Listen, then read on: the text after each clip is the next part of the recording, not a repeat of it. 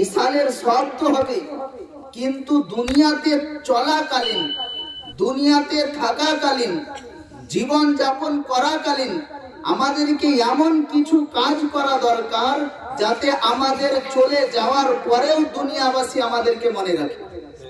এমন কিছু হওয়া দরকার। বলে দেখুন, যেমন গৌসে আজম, গৌসে পাককে আমরা কেউ দেখিনি। কেউ দেখেছি? আমরা কেউ দেখিনি। আজ থেকে কত শত বছর আগে তিনি দুনিয়া থেকে বিদায় নিয়েছেন, কিন্তু আমাদের বাড়ির বাচ্চা থেকে নিয়ে চাচা পর্যন্ত সকলেই গৌসে আজমকে জানে এবং তিনার ফাতিহার ডেট এলেই সকলের কিন্তু মনে থাকে। কেন? এই কারণে দুনিয়াতে তিনি এমন কিছু করে গিয়েছেন, এমন কিছু তিনি দুনিয়াতে করে গিয়েছেন, আজ কেন কাল কিয়ামত পর্যন্ত মানুষ তিনাকে মনে রাখবে। কারণ যখন কোনো বান্দা আল্লাহকে রাজি করার জন্য দুনিয়াকে ত্যাগ করে, আল্লাহকে রাজি করার জন্য দুনিয়াদারির দিকে ধ্যান হটিয়ে দেয়, দুনিয়াদারিতে কোনো মজা নাই, দুনিয়াদারিতে কোনো টেস্ট নাই, এমন বান্দার মধ্যে যখন চলে আসে যা কিছু আছে আল্লাহ এবং আল্লাহ রাসূলের মহব্বতে এবং রাজিতেই আছে, এমন কোন বান্দার মধ্যে যখন চলে আসে তখন আল্লাহ রাব্বুল আলামিন সেই বান্দার মর্তবা এত উঁচু করেন, এত উঁচু করেন যে দুনিয়াবাসী দেখতেই থেকে যায়।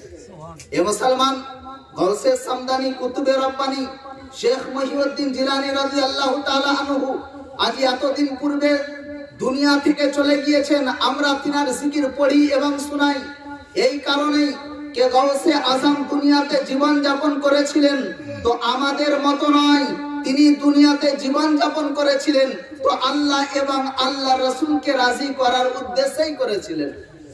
আল্লাহ শুধু উদ্দেশ্যই নয়, আল্লাহ এবং আল্লাহ রাসূলকে এমন ভাবে রাজি করেছেন যে কাল কিয়ামত পর্যন্ত যত মুমিন মুসলমান আসবে গৌসে আজমের জিকির করতেই থাকবে। কারণ আল্লাহ এমন ভাবে রাজি হয়েছেন প্রত্যেকটি মুমিন মুসলমানের দিলের মধ্যে গৌসে আজমের মহব্বতকে ভরে দিয়েছেন।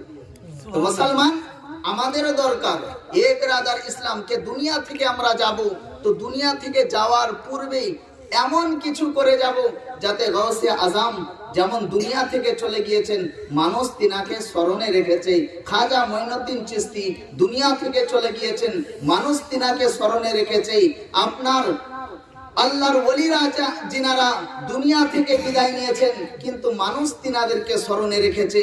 উদ্দেশ্য একটাই, তিনারা শুধু দুনিয়াদারির মধ্যে পড়েছিলেন না, তিনারা আল্লাহ এবং আল্লাহ রাসূলকে স্মরণে রেখেছিলেন, আল্লাহ এবং আল্লাহ রাসূলের মুহাব্বতকে দিলের মধ্যে রেখেছিলেন। এ বেরাদার ইসলাম, আল্লাহ এবং আল্লাহ রাসূলের মুহাব্বত কেমন ছিল জানেন? একজন আল্লাহর ওলি ছিল যিনার নাম হচ্ছে হযরতে ইব্রাহিম ইবনে আদহাম। সে হযরতে ইব্রাহিম ইবনে আদহাম একটা দেশের বাদশা ছিলেন, তিনি রাজা ছিলেন। তো হযরতে ইব্রাহিম ইবনে আদহাম রাদিয়াল্লাহু তাআলা আনহু তিনি তিনার সিংহাসনে শুয়ে আছেন। একদিন তো তিনি স্বপ্নে দেখছেন যে তিনার ছাদের উপরে মানে রাজ প্রাসাদের উপরে কেউ যেন আপনার দৌড়ে বেড়াচ্ছে। রাত্রি বেলায় হযরতে ইব্রাহিম ইবনে আদম আওয়াজ দিলেন যে রাজপ্রাসাদের ছাদের উপরে কে? যে ছাদের উপরে ছিল ছাদ থেকে আওয়াজ আসছে, বলে হুজুর বেয়াদবি মাফ করবেন, আমার ঘোড়া হারিয়ে গিয়েছে, তাই আমি এই রাজপ্রাসাদের ছাদের উপরে ঘোড়াকে খুঁজতে আছি। হযরতে ইব্রাহিম ইবনে আদম বলেন, আরে বোকা, যদি ঘোড়া হারিয়ে গিয়েছে তাহলে ঘোড়া খোঁজার জন্য রাজপ্রাসাদের ছাদে ঘোড়া পাওয়া যাবে? তুমি যে রাজপ্রাসাদের ছাদে ঘোড়া খুঁজতে এসেছো, ঘোড়া যদি খুঁজতে হয় তো মাঠে যাও, ঘোড়া যদি খুঁজতে হয় ময়দানে গিয়ে খোঁজো, রাজপ্রাসাদের ছাদে ঘোড়া পাওয়া যাবে না। আবার ছাদ থেকে আওয়াজ আসে, বলে হুজুর রাজপ্রাসাদের ছাদে যদি ঘোড়া না পাওয়া যায় তো আপনার সিংহাসনের নরম গদিতে শুয়ে শুয়ে আল্লাহকে কেমন করে পাওয়া যেতে পারে? যেমন আপনার রাজপ্রাসাদের ছাদের উপরে ঘোড়া পাওয়া সম্ভব নয়, তেমনি আপনার সিংহাসনের গদিতে বসে আল্লাহকে পাওয়াও সম্ভব নয়। আওয়াজ বন্ধ হয়ে গেল। হযরতে ইব্রাহিম ইবনে আদম রাদিয়াল্লাহু তাআলা আনহু তিনি ঘুম থেকে উঠলেন, উঠার পরে ওযু করলেন, 2 রাকাত নফল নামাজ পড়লেন, পড়ার পরে আবার আরাম করতে আরম্ভ করলেন। সকাল বেলাতেই হযরত ইব্রাহিম ইবনে আদহাম রাদিয়াল্লাহু তাআলা আনহু সকাল বেলায় তিনি কি করলেন, তিনি সিংহাসনে বসে আছেন এবং তিনার যত আপনার সৈন্য মন্ত্রী সবাই আছে। সেই সময় একজন ফকির আসে, আসার পরে বলে, বাদশাহ জাহাপানা, আমি মুসাফির, আমি আপনার এই মুসাফির খানাতে কিছুদিন থাকতে চাই। হযরত ইব্রাহিম ইবনে আদহাম বলেন, আরে বোকা, তোমাকে কি দেখে এটা মুসাফির খানা লাগছে? এটা রাজপ্রাসাদ, রাজমহল, এটা রাজার ঘর। বলে, হুজুর, এটা যদি মুসাফির খানা না হয়, এটা যদি রাজপ্রাসাদ হয়, এটা যদি রাজমহল হয়, তাহলে হুজুর আপনি বলেন তো এই সিংহাসনে আপনার পূর্বে কে ছিল? বলে, আমার পূর্বে আমার বাবা ছিল। বলে, তার পূর্বে কে ছিল? বলে, তার পূর্বে আমার দাদা ছিল। তার পূর্বে কে ছিল? আপনার পরদাদা ছিল। বলে, আমার পরদাদা ছিল। বলে, হুজুর, যদি আপনার পূর্বে আপনার বাবা এই সিংহাসনে বসে রাজত্ব করেছে, আপনার বাবা কই? বলে, আমার বাবা দুনিয়া ছেড়ে চলে গিয়েছে। আপনার দাদা ছিল, দাদা কই? বলে, দুনিয়া ছেড়ে চলে গিয়েছে। বলে, হুজুর, এটা যদি মুসাফির খানা না হতো, তাহলে এই সিংহাসনে আপনি থাকতেন না, আপনার দাদা থাকতো। এটা মুসাফির খানা বলেই তো এক এক করে এসেছে, আর আপনার মুসাফিরের মতো এসেছে আর চলে গিয়েছে, তাই এটা হচ্ছে আপনার মুসাফির খানা। হযরত ইব্রাহিম ইবনে আদহাম শুনলেন, আর সেই ফকির বলার সঙ্গে সঙ্গে কিন্তু রাজপ্রাসাদ থেকে বেরিয়ে হাঁটতে আরম্ভ করলো। হযরত ইব্রাহিম ইবনে আদহাম বলেন, বলে, শোনো, আমার রাজপ্রাসাদে যাও, যাওয়ার পরে আমার মুসাল্লাটা নিয়ে এসো। হযরত ইব্রাহিম ইবনে আদহামের মুসাল্লাটা আনা হলো। বলে, যাও আমার ওযু করার বন্ধনাটা নিয়ে এসো। বন্ধনাটা আনা হলো। হযরত ইব্রাহিম ইবনে আদহাম রাজপ্রাসাদ থেকে বেরিয়ে হাঁটতে আরম্ভ করলেন, চলতে আরম্ভ করলেন। তো যেতে যেতে আবার সেই ফকিরের সঙ্গে দেখা। হযরত ইব্রাহিম ইবনে আদহাম বলেন যে, বাবা, আমি তো সিংহাসন ছেড়ে চলে এসেছি, এখন আপনার মুসাল্লাটা আমাকে দিন, আর আপনার বদনাটা আমাকে দিন, আর আমার মুসাল্লাটা আপনি নিয়ে নিন, আর আমার বদনাটা আপনি নিয়ে নিন। বদলা বদলি করলেন। করার পরে হযরত ইব্রাহিম ইবনে আদহাম তিনি জঙ্গলের মধ্যে চলে গেলেন, আল্লাহর ইবাদতের মধ্যে লিপ্ত হয়ে গেলেন। আল্লাহর ইবাদত করতে আরম্ভ করলেন। এমন আল্লাহর ইবাদত করতে আরম্ভ করলেন যেমন এখন শীতের রাত্রি।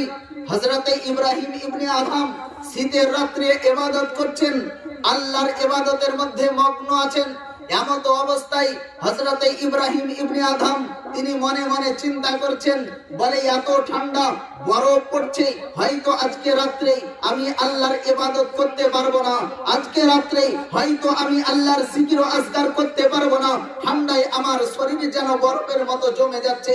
মনে মনে চিন্তা করতে আছেন, এমত অবস্থায় তিনি দেখছেন তিনার শরীর একদম পুরোপুরি ভাবে গরম ধরে গেল। হযরত ইব্রাহিম ইবনে আদহাম তিনি ইবাদতে মগ্ন হয়ে থেকে গেলেন, ইবাদত করতে আরম্ভ করলেন, মগ্ন হয়ে থেকে গেলেন। যেমন সূর্য উঠলো, আপনার উজালা হলো, উজালা হওয়ার পরে তিনি দেখছেন তিনার শরীরের মধ্যে একটা অজগর সাপ লেপ্টে ধরে আছে। এ মুসলমান, যে সাপ দেখলে আমরা ভয় পালাই, যে আপনার বর্ণের হিংস্র পশুকে দেখলে ভয় পালাই, সেই সাপ কিন্তু হযরত ইব্রাহিম ইবনে আদহামের হেফাজত করছে। কারণ শুধু একটাই, তিনি দুনিয়াদারির জন্য কিছু করেননি, তিনি যেটা করছিলেন রবের রসামন্দির জন্য করছিলেন। আর রব হযরত ইব্রাহিম আদহাম রাদিয়াল্লাহু তাআলা আনহুর হেফাজত করছিলেন।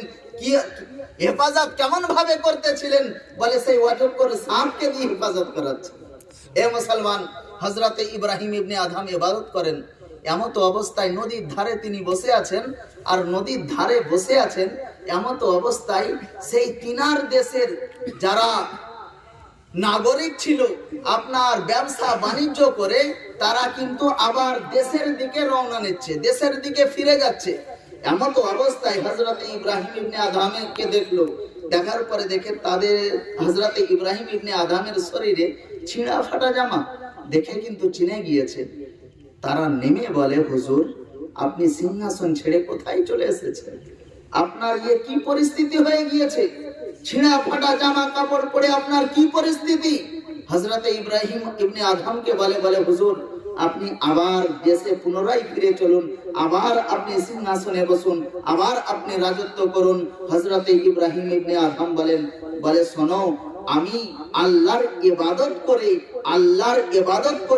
আল্লাহর জিকির ও আজকার করে আমি যেটা পেয়েছি সেটা সিংহাসনে থাকলে পেতাম না, বা সিংহাসনে থাকলে কখনো সম্ভব হতো না।